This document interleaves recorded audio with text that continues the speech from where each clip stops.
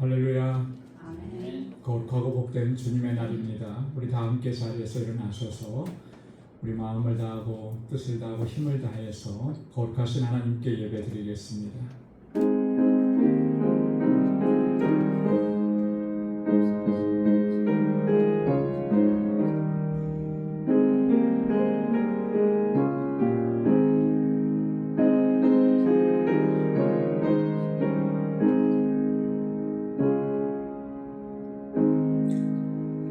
내가 여호와를 항상 송축하며 내 입술로 항상 주를 찬양하리이다. 내 영혼이 여호와를 자랑하리니 곤고한 자들이 이를 듣고 기뻐하리로다. 나와 함께 여호와를 광대하시라 하며 함께 그의 이름을 높이세. 내가 여호와께 간구하며 내게 응답하시고 내 모든 두려움에서 나를 건지셨도다. 아멘. 은혜가 풍성하시고 자비로우신 여호와 하나님 아버지, 지난 한 주간도 저희들을 주님의 은혜와 능력 가운데 지켜주시고 보호하셨다가 오늘 거룩하게 구별하신 주님의 날에 주님의 임재 앞으로 불러주시고 이렇게 하나님을 예배케 하시니 감사합니다. 구원의 기쁨과 감격 속에 그 크신 하나님의 은혜를 기억하며 기쁨으로 감사함으로 하나님께 예배하는 저희들 되게 하여 주옵소서. 우리 가운데 있는 여전한 불의와 악함과 불순종의 죄악들을 먼저 고백하오니 주님 주의 보혈로 씻어주시고 정결하게 하옵소서. 이 시간 주님 앞에 드리는 이 예배가 거룩한 산제사가 되며 하나님께서 기뻐 받으시는 예배 되도록 우리 주 성령께서 주장하시고 인도하여 주옵소서. 모든 것 감사하옵고 예수님의 이름으로 기원하옵나이다. 아멘. 전능하사 천지를 만드신 하나님 아버지를 내가 믿사오며 그 외아들 우리 주 예수 그리스도를 믿사오니 이는 성령으로 잉태하사 동정녀 마리아에게 나시고 본디오 빌라도에게 고난을 받으사 십자가에 못 박혀 죽으시고 장사한 지 사흘 만에 죽은 자 가운데서 다시 살아나시며 하늘에 오르사 전능하신 하나님의 우편에 앉아 계시다가 저리로서 산 자와 죽은 자를 심판하러 오시리라. 성령을 믿사오며 거룩한 공예와 성도가 서로 교통하는 것과 죄를 사하여 주시는 것과 몸이 다시 사는 것과 영원히 사는 것을 믿사옵나이다. 아멘. 자리에 앉으시기 바랍니다. 찬양으로 하나님께 영광 돌리겠습니다.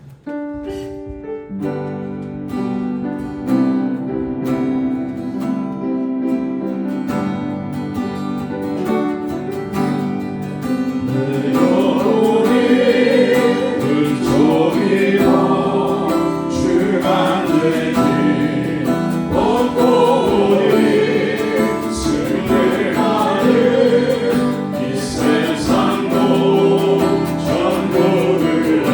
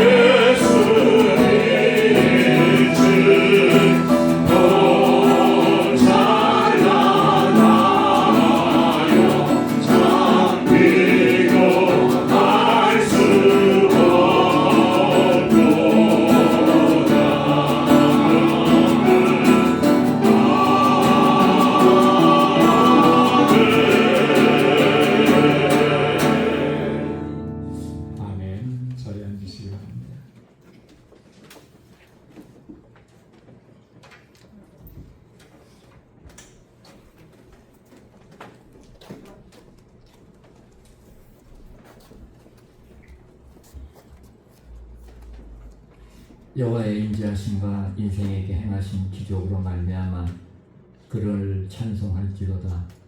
그가 사모하는 영혼에게 만족을 주시며 죽인 영혼에게 좋은 곳으로 채워주심이로다. 아멘. 사랑과 은혜가 충만하시고 자비로우신 하나님 아버지, 지난 한 주간도 불꽃 같은 눈동자로 저희들의 삶을 지켜주시고 은혜 가운데 평강의 삶을 살아가게 하셔서 늘 하나님이 살아 역사하심을 묵독해 주신 은혜 감사를 드립니다. 주신 은혜에 감사하며 저희들 다시금 주님의 보좌 앞으로 나와 하나님을 찬양 경배하며 하나님께 영광을 올려드릴 수 있는 예배를 허락하여 주신 하나님 아버지, 늘 연약하고 부족하여 때로는 세상 속삼에 힘들리고 세상 속 욕망 가운데 가득한 정결치 못한 모습 그대로 오늘 주님 앞에 섰습니다. 저희들 심령 가운데 아직도 남아있는 허물과 죄악을 내려놓고 주님 앞에 엎드려 회개하오니 저희를 긍휼히 여기사 주님의 보혈로 정결케 하여 주시어서 이 시간 하나님 보시기에 합당한 예배자로 저희들 되게 하여 주시옵소서. 하나님 아버지, 이제 올 한 해 상반기를 은혜 가운데 마무리하고 하반기 7월의 한 달을 시작하였습니다. 저희들 한여름 무더위로 인하여 몸과 마음이 나약해지지 않도록 붙들어 주시고 육신의 아픔과 공고한 삶으로 인한 어려움 속에 있는 지체들을 위로해 주시사 남은 한 해의 삶도 은혜와 평강 가운데 인도하여 주시옵소서. 이 땅에 하나님의 거룩한 뜻 가운데 세워주신 저희 방주지단이 지난 27년 동안 주신 영혼 구원의 사명을 위하여 어려운 고난과 어려움 가운데서도 끊임없이 달려나갈 수 있도록 인도하여 주신 하나님 아버지, 앞으로의 믿음의 여정 가운데서도 늘 감사의 고백이 늘 함께하며 사랑과 소망의 공동체로서 하나님의 주신 사명을 잘 감당해 하나님께서 사랑하시는 방주지단이 될 수 있도록 은혜 가운데 늘 함께하여 주시옵소서. 믿음의 기업으로 주신 자녀 선도를 위하여 기도합니다. 저들이 늘 하나님을 경외하며 말씀에 순종하는 삶을 살아갈 수 있도록 은혜 주시옵시고 언제 어디서 무엇을 하든지 주님의 자녀로서 늘 복의 근원이 되는 삶을 살아갈 수 있도록 인도하여 주시옵소서. 저들이 마음의 소원을 갖고 간구할 때마다 하나님 아버지의 선하신 응답을 허락하여 주시옵소서. 특별히 이곳 재단에서 자라나는 어린 심령에서부터 이기엔 청정년들에 이르기까지 늘 말씀 가운데 올바로 서서 다가오는 세대에도 빛과 소금의 역할을 잘 감당해 나가는 자녀들로 삼아 주시옵소서. 이에 목자를 찾고 있습니다. 말씀 가운데 저들을 양육하는 데 부족함이 없는 하나님께서 예비하신 목자를 저들 가운데 조속히 허락하여 주시옵소서. 이 시간에도 세계 곳곳에서 주님의 사역을 위해 헌신하는 선교사님들과 선교지를 늘 지켜주시고 권능으로 함께하여 선교지마다 구원의 역사가 풍성히 드러나는 선교지 되게 하여 주시옵시고 필요한 모든 것들 부족함이 없도록 채워주시는 은혜도 허락하여 주시옵소서. 특별히 알라마다 방주교회를 붙들어 주시옵소서. 애쓰고 헌신하는 동역자들과 박지만 한여정 선교사님 권능의 팔로 함께하사 알라메다 지역의 많은 죽어가는 영혼들을 날마다 구원해 나가는데 부족함이 없게 하여 주시옵시고 우리 모두의 기도의 열매가 알라메다 방주교회의 풍성히 맺힐 수 있도록 은혜를 더하여 주시옵소서. 오늘도 예배를 돕는 많은 손길들이 있습니다. 저들의 헌신의 땀방울을 기억해 주시옵시고 기쁨으로 즐거이 섬기는 그 심령들을 복되게 하여 주시사 하늘이 주시는 평강으로 가득히 채워 주시옵소서. 특별히 이른 아침 하나님의 성호를 찬양하며 예배를 빛나는 여성 중창단 위에 더 큰 은혜와 하늘의 평강의 복으로 가득하게 하여 주시옵소서. 오늘도 저희를 말씀 앞에 세워주심에 감사를 드립니다. 저희들의 마음밭을 귀경하여 주시옵시고 말씀을 전하시는 목사님, 성령 충만함과 하늘의 권능으로 같이하여 주시사 전하신 말씀이 저희들의 믿음을 더욱 굳건히 하는 말씀 되게 하셔서 풍성한 말씀의 열매가 심령 가운데 날마다 맺히는 은혜의 말씀 되게 하여 주시옵소서.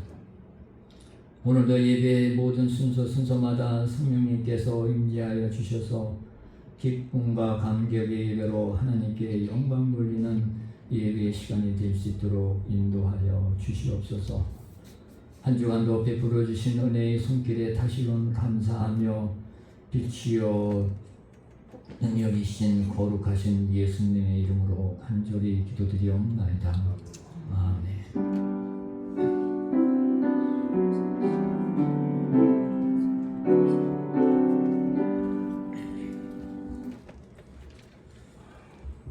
오늘 이 시간 우리에게 주시는 하나님의 말씀입니다. 베드로전서 제2장 1절에서 3절까지 말씀입니다. 베드로전서 제2장 1절에서 3절 하나님의 말씀을 봉독합니다. 그러므로 모든 악독과 모든 기만과 외식과 시기와 모든 비방하는 말을 버리고 가난한 아기들같이 순전하고 신령한 젖을 사모하라. 이는 그로 말미암아 너희로 구원에 이르도록 자라게 하려 함이라. 너희가 주의 인자하심을 맛보았으면 그리하라. 아멘. 이 시간 여성 중창단에서 찬양으로 하나님께 영광 돌리겠습니다.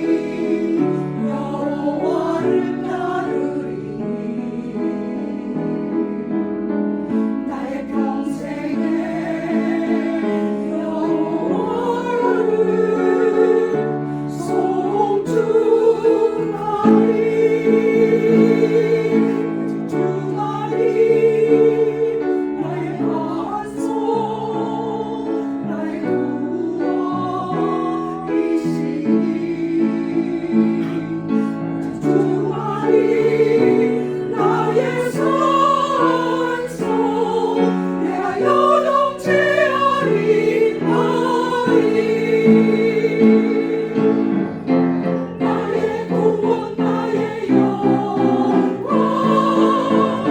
하나님께 있으니 내 힘에 나서고 이런 전해시네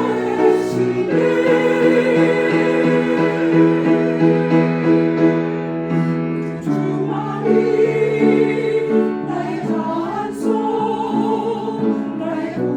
나의 구원이시니 오직 주만이 나의 찬송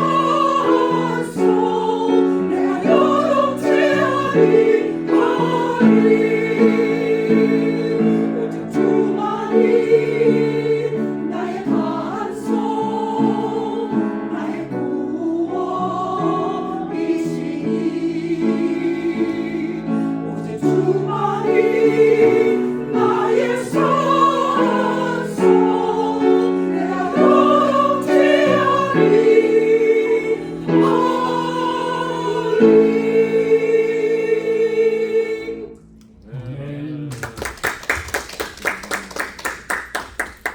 오직 주님은 나의 반석, 나의 산성, 나의 요새가 되어주셔서 우리가 고난과 환난 가운데 있을 때 주님 품에 거하면 안전하게 하시고 또 평안하게 하시고 또 주님의 평강으로 우리를 덮어주시는 줄로 믿습니다.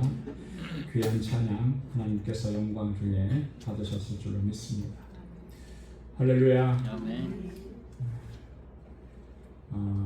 성경은 우리 구원의 과정에 대해서 세 가지 단계로 우리에게 설명을 해줍니다. 우리가 뭐 성경 공부하면서 또 구원론에 대해서 우리가 공부하면서 이렇게 잘 알고 있는 그런 말씀이기도 한데요. 첫 번째 단계는 칭의의 단계죠. 의롭다 하심을 얻는 그런 단계입니다. 예수 그리스도의 구속의 은혜, 그 은혜를 믿음으로 말미암아 우리가 죄사함을 받는 거예요. 그 죄사함을 받고 의롭다 하심을 얻게 되는 거죠. 이게 구원의 첫 번째 단계에서 일어나는 일들입니다. 그래서 하나님께서 우리를 더 이상 죄인으로 부르지 않으시고 하나님의 거룩한 백성으로 의롭게 여겨주시는 거예요. 칭의의 단계. 그 다음 단계는 성화의 단계라 이렇게 얘기해요. 성화. 성화라고 하는 말은 거룩하게 된다라고 하는 그런 의미잖아요. 이 성화의 단계에서 성화는 다른 말로 설명을 하면 그리스도를 닮아가는 것이다 이렇게 설명할 수가 있습니다. 그리고 또 하나는 점점 성장해 가는 것이다. 성화의 과정 안에서 우리의 믿음은 점점 성장해 가고 그 성장한다라고 하는 그런 의미는 그리스도를 더 닮아간다라고 하는 그런 의미가 되는 것입니다. 성령께서는 우리들로 하여금 그렇게 성장하고 예수 그리스도를 닮아가도록 우리를 인도해 주시는 줄로 믿습니다. 세 번째 단계는 영화의 단계, 영화롭게 되는 그런 단계입니다. 이건 구원의 완성의 단계라 이렇게 설명을 합니다. 거룩하신 하나님의 나라에서 이제 영원토록 주님과 함께하는 삶을 누리는 단계, 그게 바로 영화의 단계죠. 이 땅에서의 삶이 끝나면 누리게 되는 단계입니다. 예수 그리스도를 구주로 영접한 모든 그리스도인들은 지금 다 어느 과정 속에 있느냐 하면 누구나 할 거 없이 예외가 없이 다 성화의 단계에 있는 거예요. 두 번째 단계에 있습니다. 성화의 과정 가운데 있다라고 하는 것은 우리가 더욱더 영적으로 지금 성장해가는 과정 중에 있다라고 하는 것입니다. 성화의 과정 중에 있다는 것은 우리가 그리스도 안에서 점점 성장해가는 거죠. 자라가는 것이죠. 이 과정 가운데서 어떤 분들은 많이 성장한 그런 분도 계십니다. 그래서 신앙적으로 보면 그분을 보면 정말 신앙생활 저렇게 해야지. 저분은 내 신앙생활의 영적인 모토야, 멘토야 이렇게 지칭하는 그런 사람들이 있잖아요. 어떤 분들은 또 여전히 어린아이와 같은 상태에 있는 분들도 있습니다. 여러분 우리가 꼭 기억하고 간과하지 말아야 될 것은 여러분 이 성장의 상태는 신체적인 상태는 연륜이 더하고 나이가 더해지면 세월이 더해지면 어른이 되고 또 연장자가 되고 노인이 되고 이런 과정을 겪는데 영적인 상태는 꼭 그렇지 않다라고 하는 거예요. 신앙의 연륜이 깊고 교회 생활의 연수와 꼭 비례하는 것은 아니다라고. 비례하면 참 좋겠는데 그렇지 않은 경우도 상당히 우리가 볼 수가 있어요. 우리가 신앙생활을 오래 했어도 정말 예수 그리스도를 닮아가려고 힘쓰지 않고 노력하지 않는다면 우리는 여전히 어린아이의 그런 상태, 그런 곳 상태에 머물러 있기 마련이라는 것이죠. 여러분, 그토록 우리가 오래도록 신앙생활을 했음에도 불구하고 여전히 어린아이와 같은 그런 상태를 벗어나지 못하고 있다고 한다면 여러분, 그거는 개인적으로도 참 안타까운 일이에요. 그죠? 그렇게 오래 신앙생활하고 교회 생활했는데 여전히 영적으로는 어린아이와 같아요. 너무 안타깝잖아요. 그 신앙 공동체에게도 그것은 사실은 불행에 가까운 일입니다. 불행에 가까운. 왜냐하면 신앙적으로 아직도 어린아이와 같기 때문에 그 안에 시기와 질투가 끊임없이 일어나는 거예요. 그리고 갈등과 반목이 계속해서 발생하게 되는 것이죠. 그러다 보면 서로가 서로에게 상처 입히고 상처 입고 그런 일들이 빈번하게 일어나는 거예요. 그러니까 영적인 어린아이 상태에 머물러 있게 되면 공동체 자체가 참 많이 힘들어지고 어려워지는 거죠. 사도 바울은 이 영적인 성장이 멈추고 어린아이와 같은 모습을 지닐 수밖에 없는 그 이유에 대해서 고린도전서 3장에서 이렇게 설명을 했습니다. 고린도전서 3장 1절에 보면 형제들아 내가 신령한 자들을 대함과 같이 너희에게 말할 수 없어 육신에 속한 자 곧 그리스도 안에서 어린아이들을 대함과 같이 하노라. 이 고린도 교회에 편지를 보내면서 바울이 그들을 대하는 이 자세는 신령한 자들처럼, 이 신령한 자라고 하는 말은 다른 말로 얘기하면 영적으로 성숙한 사람들처럼 그렇게 대할 수가 없다라고 하는 거예요. 왜? 여러분들은 여전히 육신에 속한 자이고 그리스도 안에서 어린아이와 같기 때문에 그렇게 대할 수밖에 없다. 여러분, 어린아이들을 어른처럼 대하면은 그게 되겠습니까? 거긴 아무런 효과도 나타나지 않고 부작용만 일어날 거예요. 그죠? 영적으로 보면 이 고린도 교회가 바울의 보는 관점에서 보면 영적으로 너무나 어린아이와 같은 상태예요. 그래서 3절에도 보면 너희는 아직도 육신에 속한 자로다. 너희 가운데 시기와 분쟁이 있으니 어찌 육신에 속하여 사람을 따라 행함이 아니리요. 그렇습니다. 육신에 속한 자요 어린아이와 같은 그런 상태라고 하는, 그렇게 판별할 수 있는 기준이 뭐냐면 너희 가운데 여전히 시기가 많고 분쟁이 많기 때문이다 라고 하는 것입니다. 우리가 잘 아는 대로 고린도 교회는 참 문제가 많은 교회였잖아요. 어쩌면 고린도 교회는 오늘날 교회를 대변해주는 그런 모습이 아닐까. 우리 안에도 고린도 교회가 가지고 있었던 그런 문제들을 거의 동일하게 우리도 가지고 있거든요. 고린도 교회가 그렇게 많은 문제들이 있었던 이유가 뭐냐? 바로 여기에 있다는 거예요. 아직도 여전히 그들은 복음을 받아들이고 의롭다 하심을 얻고 칭의는 얻었지만 그들이 어린아이의 상태를 벗어나지 못했기 때문에 늘 시기하고 질투하고 분쟁을 일삼고 그토록 그렇게 많은 어려움들을 겪고 있었다라고 하는 거예요. 여러분, 우리가 신앙생활 하면서 이 어린아이의 상태를 벗어나서 장성한 어른의 모습으로 성장해 가는 것, 건강하게 성장해 가는 것, 이것은 굉장히 중요합니다. 왜냐하면 우리는 하나님의 뜻을 위해서 살아가야 하기 때문에 그래요. 우리 신앙생활의 궁극적인 목표가 뭡니까? 이 땅에서 여러분들은 신앙생활의 궁극적인 목표를 어디에 두고 신앙생활 하는 거예요? 천국에 두고 신앙생활 하십니까? 여러분, 우리가 믿음 생활 잘 하고 신실하게 하나님 경외하면서 살면 누구나 다 천국에 갈 수 있어요. 그거는 이미 우리에게 주어진 것들입니다. 사실 그게 우리의 신앙생활의 궁극적인 목표점은 아니죠.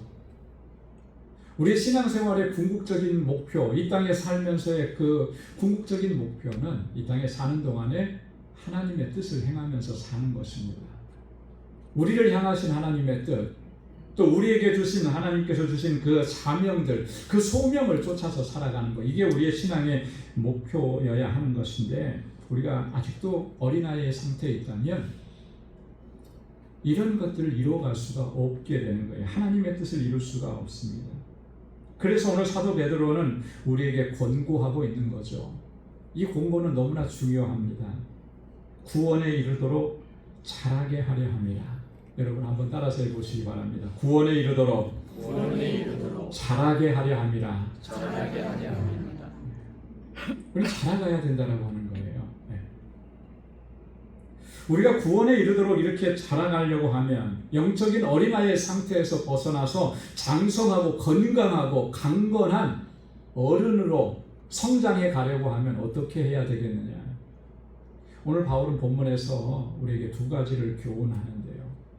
이 말씀을 우리는 꼭 마음에 새겨야 할 줄로 믿습니다. 1절 말씀에 보면 그러므로 모든 악독과 모든 기만과 외식과 시기와 모든 비방하는 말을 버리고 그랬습니다. 버려야 될 것들이 참 많아요. 그걸 버려야지만이 성장할 수가 있는 것입니다. 버려야 될 것을 버리지 않고 그것을 꼭 붙잡고 있으면 성장할 수가 없다는 거예요. 왜냐하면 그것이 우리의 발목을 잡기 때문에 그런 것입니다. 여기서 바울이 얘기하고 있는 이 5가지 항목들은 대표적인 것들을 이야기한 것뿐입니다. 바울은 서신서에서 우리의 영적인 성장을 방해하고 육에 속한 자의 특징적인 것들을 다양하게 말씀을 해줬어요. 그래서 그 말씀을 읽을 때마다 나에게 좀 비춰봐야 되는 거죠. 내게는 그런 것이 없는 것이, 그런 것이 있지는 않은 것. 그것 때문에 내가 발목이 잡혀서 내가 영적으로 성장하지 못하고 은혜 안에 들어가지 못하고 있다라고 하는 사실이죠. 여러분 이 성인 아이, adult child라는 말 들어보셨을 겁니다. 성인 아이라는 말, 심리학적인 용어거든요. 심리학적인.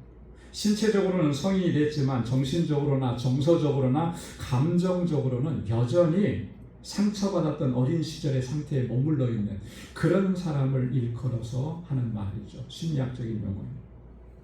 여러분 이 성인 아이의 핵심적인 특징을 어떤 분께서 5가지로 정리했어요. 어떤 심리학자가. 한번 그 특징들을 보면서 나는 여기에 얼마만큼 해당되는가 한번 체크업을 한번 해보세요. 첫째는 타인의 인정과 칭찬에 지나치게 집착한다. 타인의 다른 사람들의 칭찬과 인정받는 거 거기에 너무 집착하는 거예요.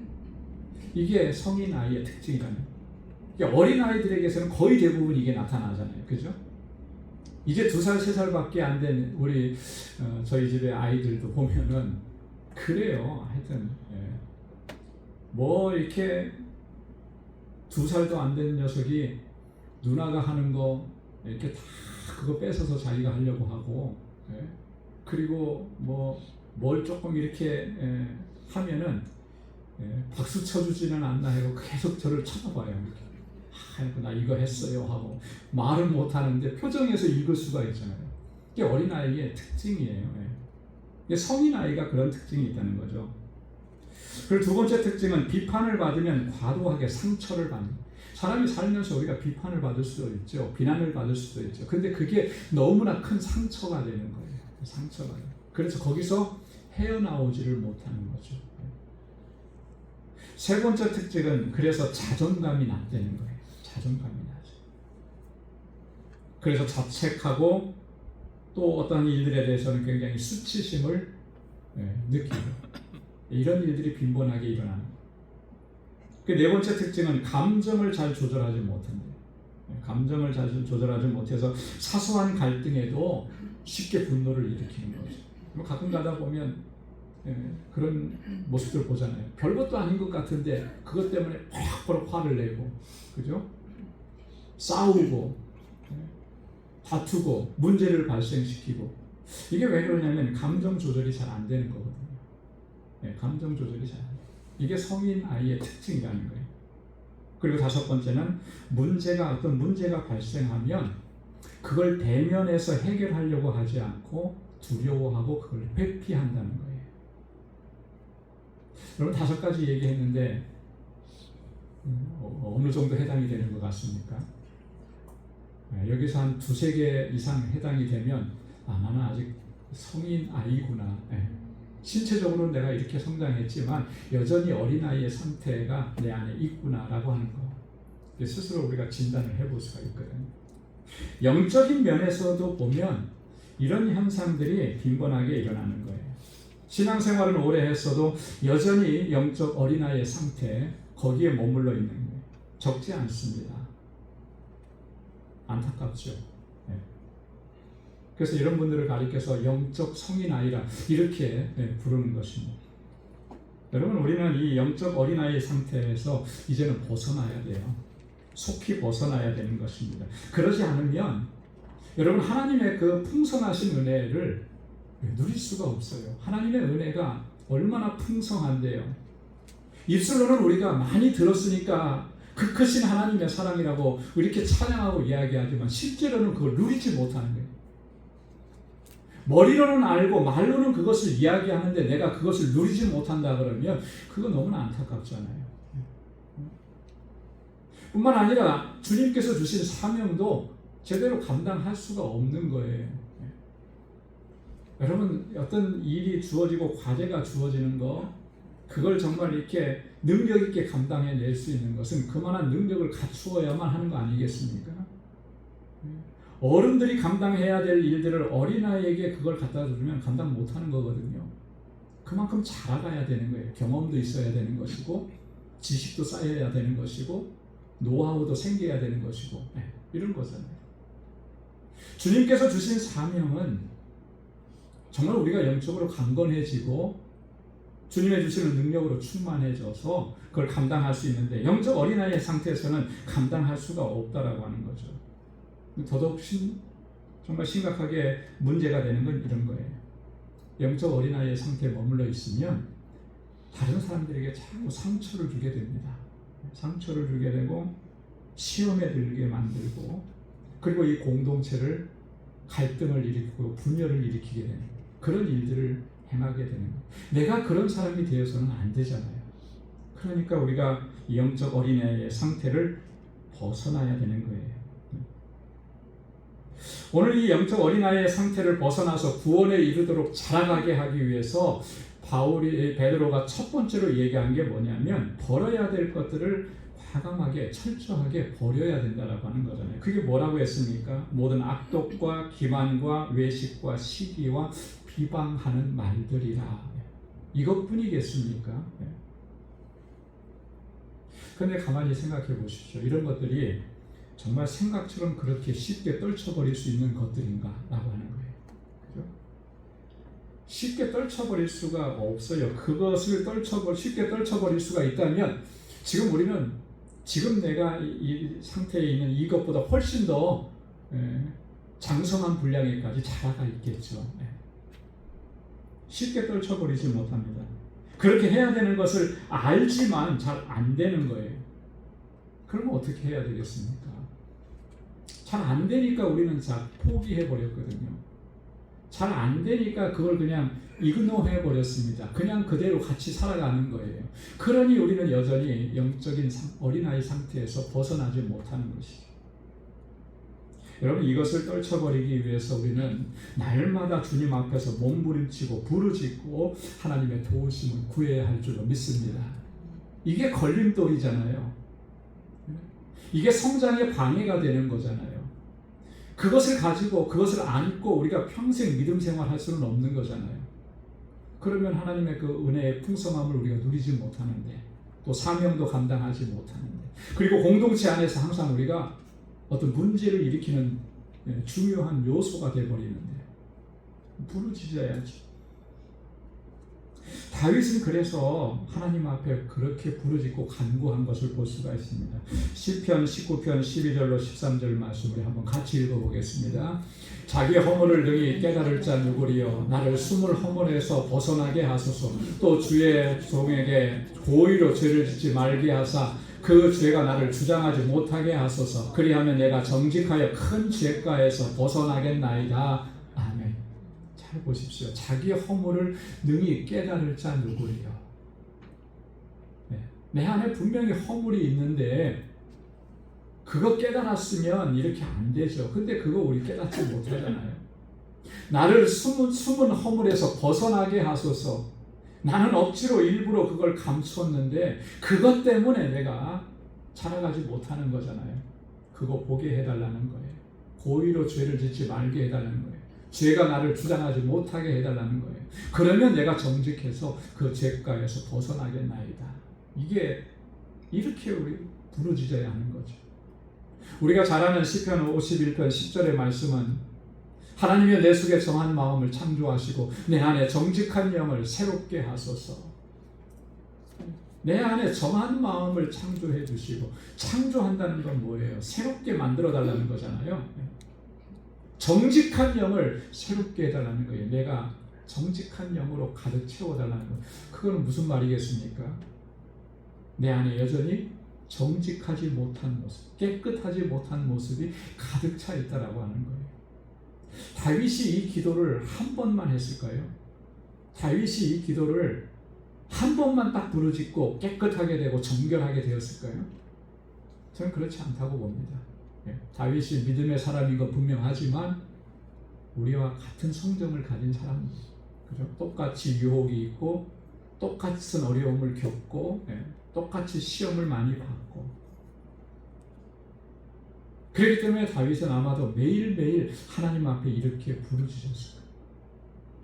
이렇게 부르짖고 하나님 앞에 엎드리지 않으면 우리 안에 있는 이런 것들을 떨쳐버릴 수가 없는 거예요. 왜냐하면 내 능력을 가지고 떨쳐버릴 수가 없기 때문에 하나님의 은혜로, 하나님의 능력으로, 하나님의 권능으로 그걸 떨쳐버릴 수가 있는 거예요.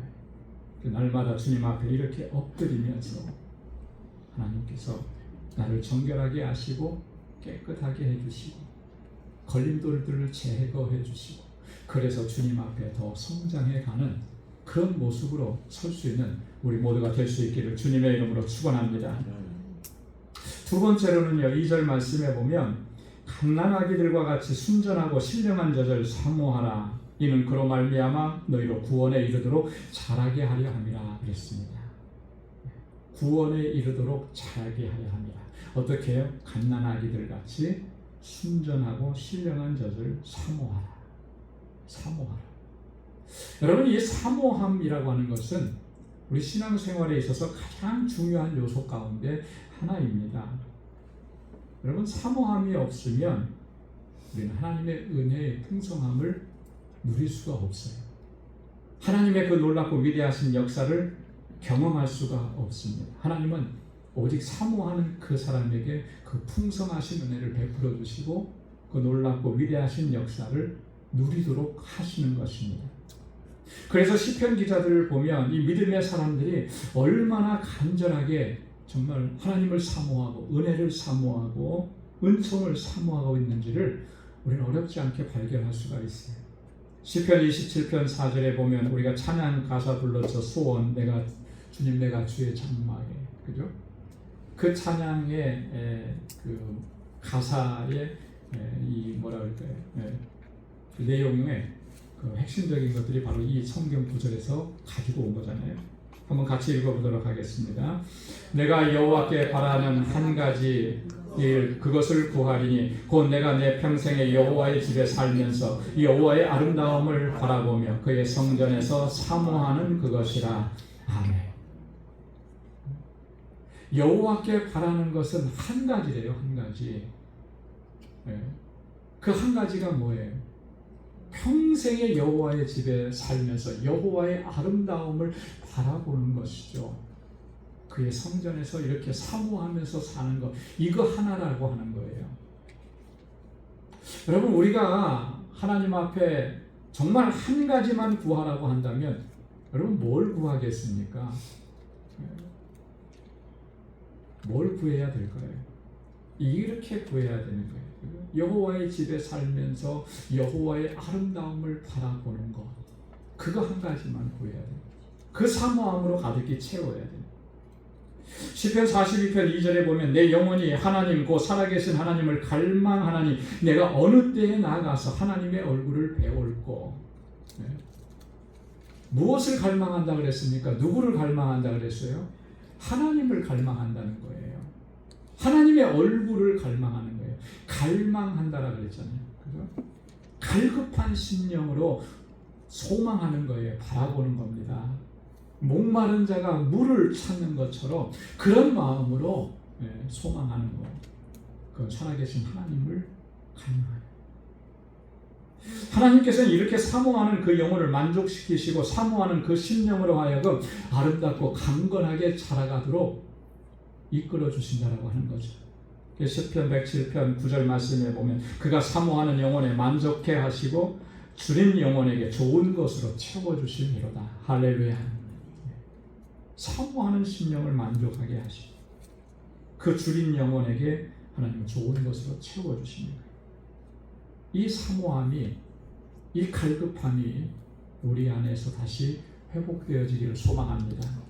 자, 그런데 오늘 베드로가 뭘 갈망하라 그랬나? 뭘 사모하라 그랬습니까? 순전하고 신령한 젖을 사모하라. 여러분, 순전하고 신령한 젖은 뭐예요? 하나님의 말씀인 거죠. 하나님의 말씀은 우리의 영혼의 양식이라고 했잖아요. 그 하나님의 말씀을 그렇게 사모하라는 거예요. 이 하나님의 말씀은 우리의 영혼을 소성시키시고 우리를 지혜롭게 하고 뿐만 아니라 우리들로 하여금 참된 기쁨을 누리게 하고 우리 눈을 밝게 한다고 다윗은 그렇게 노래하고 찬양하고 고백했습니다. 시편 19편 7절로 8절 말씀 우리 한번 다 같이 읽어보도록 하겠습니다.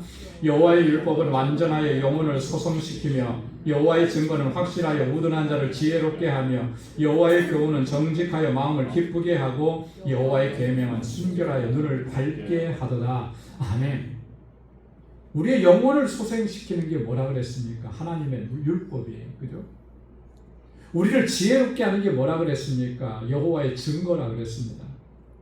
우리 마음을 기쁘게 하는 게 뭐라 그랬습니까? 여호와의 교훈이라 그랬어요. 우리의 눈을 밝게 하는 게 뭐라 그랬습니까? 여호와의 계명이라 그랬어요. 하나님의 말씀, 우리에게 이런 은혜를 베풀어 주시는 거예요. 그래서 그 말씀을 사모하라는 것이죠.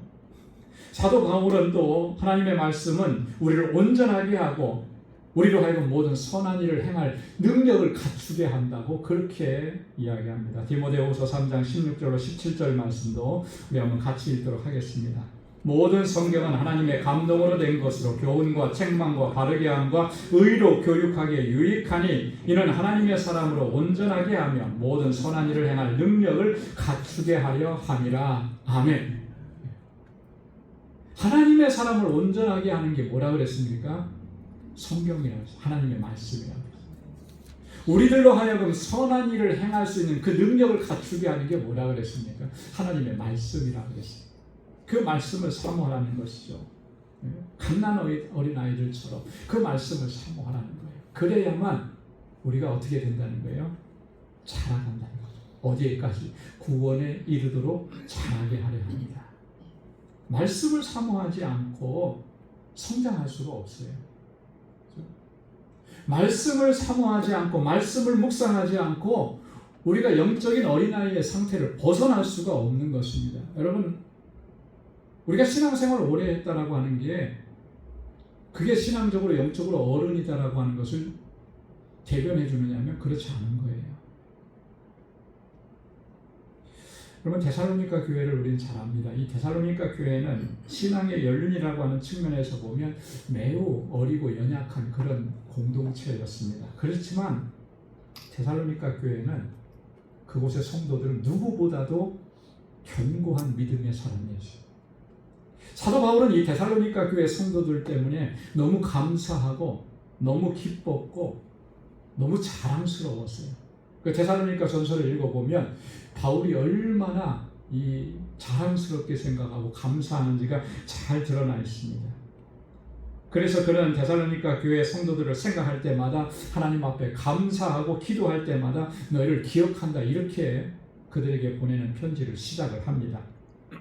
바울이 이렇게까지 감사하고 그들을 기억하고 또 그들을 위해서 기도하는 건 왜 그러냐면 저들이 주를 본받는 자가 되고 모든 믿는 자에게 본이 되고 또 그들의 믿음이 그 주변에 있는 많은 주변에 있는 사람들에게 영향력을 끼쳤어요. 믿음의 소문이 잘 났어요. 그런데 바울이 그들이 그렇게까지 성장한 이유에 대해서, 원인에 대해서 이렇게 얘기합니다. 데살로니가전서 2장 13절 말씀에 너희가 우리들에게 받은 바 하나님의 말씀을 받을 때에 사람의 말로 받지 아니하고 하나님의 말씀으로 받음이니 진실로 그러하도다. 이 말씀이 또한 너희 믿는 자 가운데서 역사하느니라. 할렐루야. 바울이 전한 그 말씀을 사람의 말로 받아들인 게 아니에요. 하나님의 말씀으로 받아들인. 그렇죠. 바울이 뭘 전했겠습니까? 하나님의 말씀을 전했겠죠. 복음을 전한 거죠. 복음을 전했음에도 불구하고 저거는 사람의 말이지, 어떻게 바울의 말이지 그게 하나님의 말씀이 될 수 있나, 이렇게 여길 수도 있을 거예요. 왜? 아직 믿음이 없으니까, 아직 연약하니까, 말씀에 대해서 들은 게 없으니까. 그럼에도 불구하고 데살로니가 교회 성도들은 하나님의 말씀으로 받아들여요. 근데 그 하나님의 말씀이 어떻게 역사하신 겁니까? 이 말씀이 또한 너희 믿는 자 가운데서 역사하느니라. 그 말씀이 역사하는 거예요. 자, 이 말씀을 보면 데살로니가 교회 성도들이 하나님의 말씀을 얼마나 진지하게 그리고 얼마나 열정적으로 사모하고 있었는지를 잘 알 수가 있는 거죠. 말씀을 사모하지 않으면 영적으로는 성장할 수가 없어요. 말씀을 사모하지 않고 말씀을 묵상하지 않기 때문에 우리는 여전히 영적인 어린아이 상태에 벗어날 수가 없는 거예요. 여전히 우리 안에는 시기가 가득하고 여전히 우리 안에는 질투가 가득하고 그것이 우리의 성장을 발목을 잡는 거예요. 사랑하는 성도 여러분, 우리는 모두가 다 칭의를 얻었습니다. 의롭다 하심을 얻었어요. 그리고 지금은 성화의 과정에 있습니다. 그리스도의 장성한 분량에까지 자라가야 할 줄로 믿습니다. 오늘 베드로가 이야기한 것처럼 구원에 이르도록 자라가야 한다라고 하는 거예요. 그럼 반드시 그렇게 돼야 된다라고 하는 거예요. 그렇게 할 수 있기 위함에서 하나님의 말씀을 정말 사모하고 갈급한 심령으로 주의 말씀 붙잡고 우리 안에 있는 이런 시기와 질투, 모든 악독과 기만과 외식하는 것과 시기하는 것과 모든 비방하는 말들을 떨쳐버리기 위해서 주님 앞에 날마다 엎드리고 부르짖고 하나님의 도우심을 구하고 그렇게 주님 앞에 설 수 있기를 소망합니다. 그러면 우리가 점점 자라가는 것을, 그 자라감의 은혜를 경험하게 될 거예요. 하나님께서 주신 그 풍성함을 누리면서 살게 될 줄로 믿습니다. 우리 모두가 다 그렇게 영적인 어린아이가 아니라 장성한 분량에까지 자라가서 하나님의 뜻을 잘 감당해내는 하나님의 신실한 일꾼들이 다 될 수 있기를 주님의 이름으로 축원합니다. 기도하겠습니다. 하나님 감사합니다. 오늘도 주님의 귀한 말씀으로 우리를 깨우쳐 주시고 다시 말씀 앞에 서서 결단할 수 있도록 은혜 주셔서 감사합니다. 나 같은 죄인을 구원하셔서 하나님의 자녀 삼아 주셨습니다. 하나님, 그런데 우리가 주님의 말씀을 사모하지 않고 그 은혜를 사모하지 않으므로 하나님, 우리가 이 안에서 자라가지 못하는 연약함을 지금까지 보이고 살아왔습니다. 하나님, 긍휼히 여겨주시고 우리 안에 사모하는 마음을 허락해 주시고 또 말씀의 그 크신 은혜와 능력을 늘 경험하며 또 주님께서 주신 사명을 잘 감당하는 믿음의 용사들로 자라갈 수 있도록 은혜 베풀어 주옵소서. 주님 오시는 그날까지 하나님, 주님의 주신 사명을 능력 있게 감당해내는 우리 방주의 권속들이 다 될 수 있도록 하나님 은혜 베풀어 주옵소서. 감사합니다. 예수님의 이름으로 기도드리옵나이다. 아멘. 찬송 288장 부르시면서 준비하신 예물 하나님께 드리겠습니다.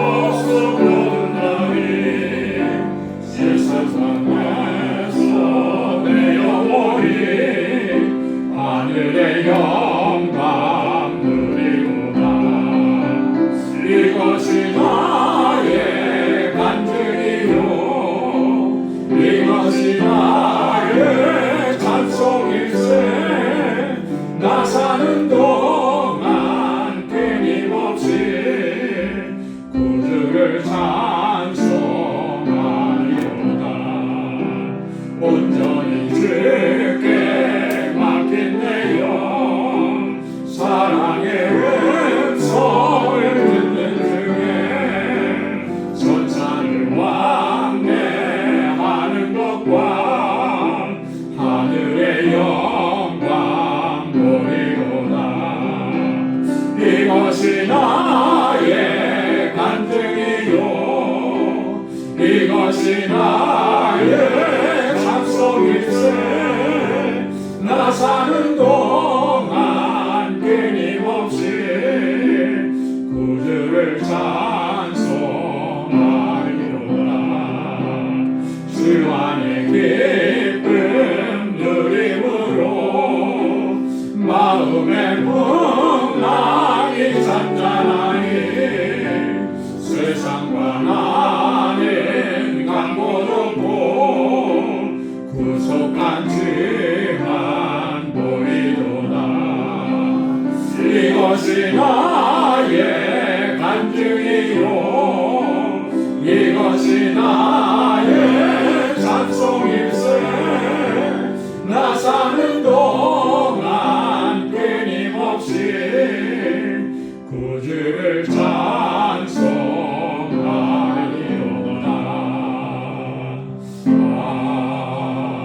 아멘.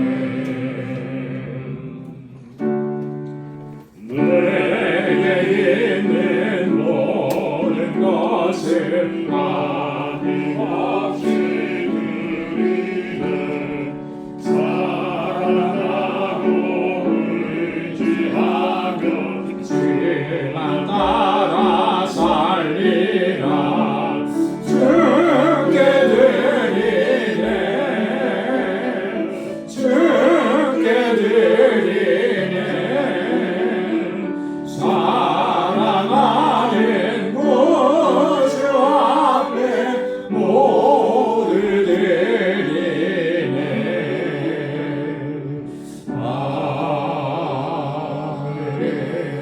아멘. 은혜로우신 아버지 하나님 감사합니다. 하나님을 예배하는 자리로 다시금 불러주시고 나를 향하신 하나님의 그 크고 놀라우신 은혜와 하나님의 그 세밀하신 역사하심을 기억하게 하셔서 감사함으로 주님을 찬양하고 하나님께 영광 돌리게 하시니 감사합니다. 아버지 하나님 내게 베푸신 것이 얼마나 놀랍고 얼마나 세밀하시고 얼마나 풍성한지요. 그 하나님의 은혜를 단 한순간도 우리가 잊지 않게 하시고 늘 기억하게 하시고 감사하며 살아가는 저희들 되게 하여 주옵소서. 이 시간 하나님 앞에 우리에게 허락해 주신 물질을 구별하여서 감사의 예물로 또 하나님의 주권을 인정하고 결단하고 순종하고 믿음으로 살아가기로 결단하며 11조의 예물로 또 하나님 증인되게 하신 그 귀한 사명을 하나님 잘 감당하겠노라고 다짐하며 선교의 예물로 주님께서 허락하신 우리 방주 공동체를 위해 눈물로 기도하고 헌신하며 아름답게 세워가기로 결단하며 건축 예물로 또 우리에게 허락해 주신 그 은혜와 복을 이제 나누며 베풀며 복의 근원으로 살아가기로 결단하며 드려진 이 구제의 헌금 또 주일 헌금을 구별하여서 아버지 앞에 올려드립니다. 사랑하는 주의 성도들 저들의 이 마음을 귀하게 받아 주옵소서. 아버지 언제나 감사하며 살게 하시고 기쁨으로 사명을 감당하게 하시고 순종하며 나아가는 저희의 삶이 되도록 도와주시고 언제 어디서나 무엇을 하든지 오직 하나님의 영광을 위해 살아가도록 인도하여 주옵소서. 우리의 삶의 자리가 그리스도의 향기를 바라는 삶이 되게 하시고 하나님께서 은혜를 나누는 아버지께서 주신 그 은혜와 복을 나누는 복의 근원된 삶을 살아가게 하옵시고 하나님 예수 그리스도 주의 종으로 살아가기에 부족함이 없도록 인도하여 주옵소서. 오늘도 주님 앞에서 하나님 여러 당신의 귀한 종들이 사랑으로 섬기며 수고하고 헌신합니다. 주의 종들의 그 헌신과 수고를 기억해 주시고 하나님의 은혜로 가득히 채워 주옵소서. 우리 사랑하는 성도들의 가정과 직장과 생업의 터전을 이 한 주간도 견고하게 지켜주시고 주님의 주시는 기쁨과 능력 안에서 오직 하나님의 영광을 위해서 살아가는 거룩한 백성의 삶이 되도록 인도하여 주옵소서. 모든 것 감사하옵고 예수님의 이름으로 봉헌 기도드리옵나이다. 아멘. 선우좌 위에 계신 분들과 함께 인사 나누시기 바랍니다. 샬롬. 주님의 평강이 함께하길 바랍니다. 사랑합니다. 축복합니다. 우리 가까이 찾아가셔서 손도 꼭 잡아주시고 사랑한다고 말씀도 고백해 주시고 한 주간도 믿음으로 승리하는 삶을 살아가시기 바랍니다. 격려해 주시고 그렇게 인사 나눠주시기 바랍니다. 하나님의 은혜와 평강이 또 여러분들의 삶 속에 또 가정에 또 사업장에 행하시는 모든 일 가운데 늘 가득히 넘쳐나기를 바랍니다. 아멘. 목사님도요. 아멘. 감사합니다. 우리 교회 소식 전해드리겠습니다. 다음 주일은 우리 교회 창립 27주년 감사주일로 저희들이 지킵니다. 지난 27년 한결같은 은혜로 하나님께서 인도해 주셨고 정말 모든 것이 하나님의 은혜입니다.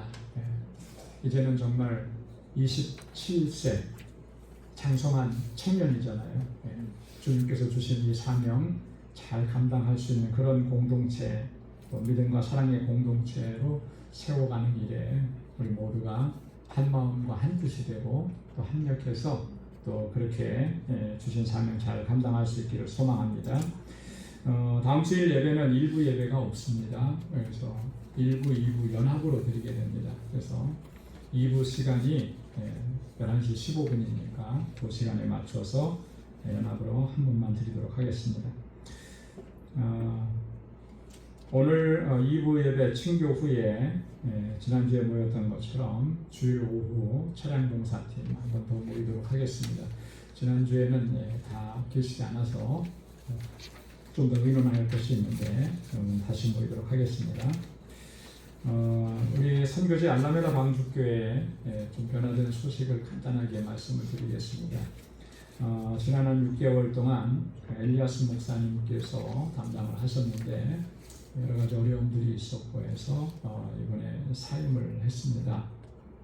그리고 그 임시로 우리 그 전에 처음부터 같이 사역을 하셨던 우리 힐베르트 목사님께서 또 새로운 목회자 오실 때까지 또 담당해 주시기로 그렇게 했습니다. 여러분, 알라메다 방주교회가 아직 뿌리를 좀 내리지 못하고 여러 가지 어려움들을 많이 겪고 있는데 집중적으로 많이 기도해 주시고 또 격려해 주시고 그렇게 해 주시기를 부탁드리겠습니다. 니카라과 김인선 신혜선 선교사님 선교편지 주부에 넣어드렸는데 보시고 기도 제목 함께 기도해 주시면 고맙겠습니다. 다음 주일에는 구역장 교사 모임이 있습니다. 그리고 7월 마지막 주일에는 2026년 상반기 재정보고를 위한 공동회에 모이도록 하겠습니다. 우리 다 함께 자리에서 일어나셔서 505장 1절 부르시겠습니다. 세상 위하여